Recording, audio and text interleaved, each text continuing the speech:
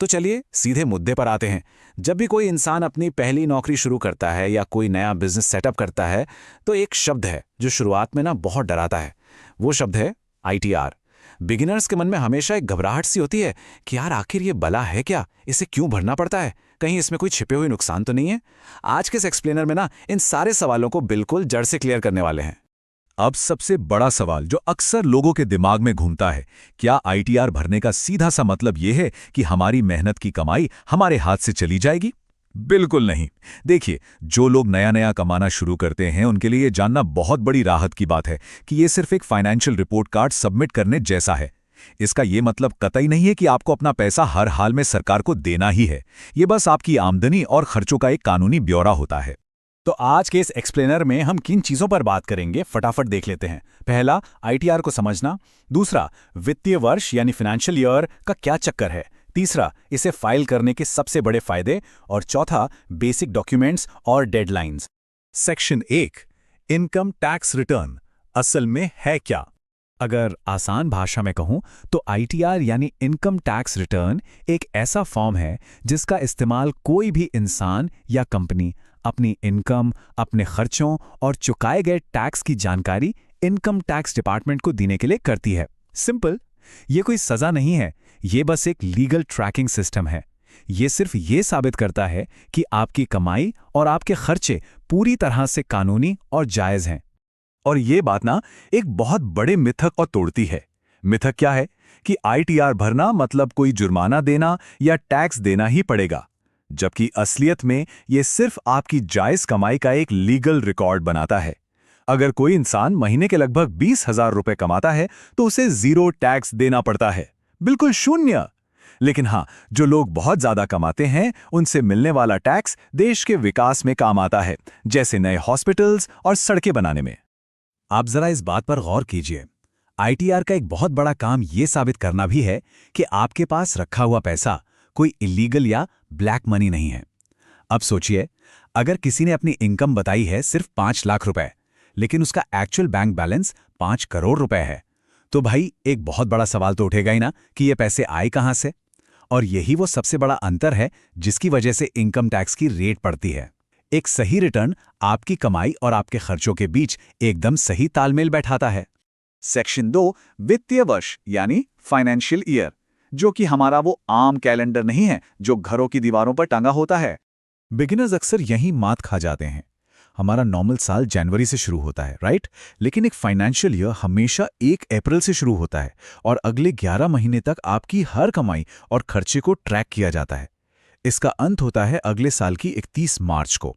इसका सीधा सा मतलब यह है कि अगर कोई खर्चा या कमाई मई 2024 में हुई है तो उसे 2024-2025 के फाइनेंशियल ईयर का ही हिस्सा माना जाएगा। सेक्शन 3, फाइल करने के टॉप बेनिफिट्स। अब आता है सबसे दिलचस्प हिस्सा। इसे एक सरकारी मजबूरी समझने के बजाय एक बेहतरीन पर्सनल मौके की तरह देखना चाहिए। इसमें सबसे पहला फायदा जुड़ा है टीडीएस से। टीडीएस यानी टैक्स डिडक्टेड एट सोर्स। अब ये क्या है? ये एक ऐसा टैक्स है जो पेमेंट देने वाली कंपनी एडवांस में ही काट लेती है। मान लीजिए कोई ब्रांड 5,000 रुपए का पेमेंट कर रहा है तो वो 10% यानी 500 रुपए पहले ही काट कर सीधे सरकार के पास जमा कर देगा। अब मजेदार बात यहां है कि आईटीआर फाइल करने से इस एडवांस में कटे हुए टैक्स का क्या होता है। अगर आपकी कुल कमाई टैक्स ब्रैकेट से नीचे है तो आप इस कटे हुए टीडीएस का पूरा रिफंड क्लेम कर सकते हैं। और अगर आप टैक्स ब्रैकेट में आते हैं तो ये एडवांस में कटा हुआ टीडीएस आपके टोटल टैक्स में से माइनस हो जाता है। एक बहुत ही दिलचस्प वाकया है जहां किसी को सिर्फ अपना रिटर्न फाइल करने भर से 6500 रुपए का टीडीएस रिफंड वापस मिल गया था। मतलब फाइल किया और पैसे वापस। सिर्फ टैक्स वापसी ही नहीं, लाइफ के कई बड़े गोल्स में भी ये बहुत काम आता है। कल को अगर आपको घर के लिए या अपनी पर्सनल जरूरतों के लिए बैंक से लोन चाहिए ना, तो बैंक आपकी लोन चुकाने की कैपेसिटी चेक करने के लिए पिछले 3 साल की आईटीआर मांगेगा ही मांगेगा। इसके अलावा जब आप इंटरनेशनल ट्रिप के लिए एम्बेसी में जाते हैं तो वीजा प्रोसेसिंग के लिए भी इसकी डिमांड होती है। कुल मिलाकर ये इस बात का पक्का सबूत है कि आप लीगली एकदम सही चल रहे हैं। सेक्शन 4, बेसिक डॉक्यूमेंट्स और डेडलाइंस। अब देखते हैं कि इसे बिना किसी परेशानी के कैसे पूरा किया जाए। इतनी सारी बातें सुनकर शायद लग रहा हो कि यार पेपर वर्क बहुत होगा, पर यकीन मानिए डॉक्यूमेंट्स के नाम पर आपको कोई बहुत बड़ा पुलिंदा नहीं चाहिए। खासकर एक आम सैलरी वाले इंसान के लिए तो ये बहुत ही बेसिक है। आपको बस अपना आधार कार्ड, पैन कार्ड और फॉर्म 16 चाहिए होता है। बस ये सब बहुत आसानी से मैनेज हो जाता है, इसमें स्ट्रेस लेने वाली कोई बात ही नहीं है। नए टैक्स रिजीम को अगर देखें तो गणित बहुत ही सीधा है। अगर कमाई 3 लाख रुपए तक है तो टैक्स एकदम शून्य है, एक भी रुपया नहीं देना। और अगर कमाई 3 लाख से 7 लाख रुपए के बीच है तो आपको सिर्फ उस रकम पर 5% टैक्स देना होता है जो 3 लाख के ऊपर है। कितनी सिंपल कैलकुलेशन है ना। तो अब सबसे जरूरी बात, बिगनर्स को हमेशा यही सलाह दी जाती है कि खुद से फाइल करने के चक्कर में ना पड़े, बल्कि किसी प्रोफेशनल अकाउंटेंट की मदद लें। ऐसा क्यों? ताकि आप पोर्टल पर होने वाले रजिस्ट्रेशन एरर्स और ITR 1 से लेकर ITR 7 तक के फॉर्म्स की भयानक कंफ्यूजन से बच सकें।